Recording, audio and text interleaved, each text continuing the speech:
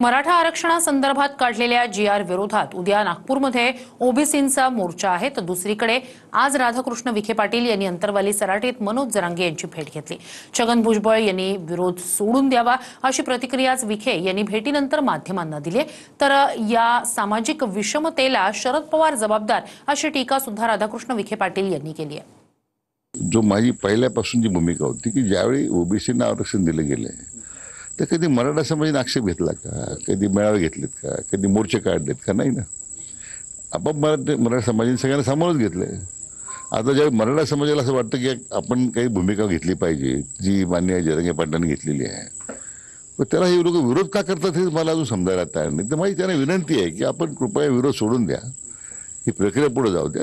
न्यायालयामध्ये दावे दाखल करायचे आणि पुन्हा मोर्चे काढायचे हे काही मला वाटतं योग्य नाही आहे। त्यांना माझी विनंती आहे की महाराष्ट्राच्या या सामाजिक जो काही शांतता आहे त्याला कुठं भंग होणार नाही याची तथ्याने काळजी घेतली पाहिजे। शरद पवार साहेबांनी जर मंडल आयोगाची अंमलबजावणी करताना जर त्यावेळी समाजात सामेश केला असता तर हा प्रश्नच नसता आला।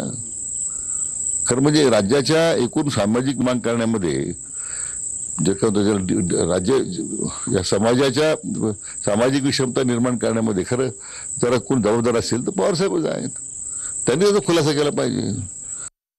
नागपूरचा मोर्चा म्हणजे टंगड्या खोडायचं काम आहे। नागपूरचा मोर्चा म्हणजे असा मोर्चा आहे तो जीव जायना म्हणून हातपाय खोडायचे असं म्हणतात त्याला। त्याला एक जुनी मनबी मी परवा दवाखान्यात सांगितली, झोपेतून उठला आणि पिठात मुतला ना, असं काम आहे त्याचं। अचानक कुंकून काढून उठला, उभी अरे करीत बसला, गडी गुटगुटीत होता, चिकना चुपट दिसायचा, आता वेगळाच दिसतो, पेव असा निळा पडलाय। आता घेणं नाही देणं काही गरज होती का? ती काँग्रेसचा मोर्चा आहे, ओबीसीशी त्याशी काही संबंध नाही।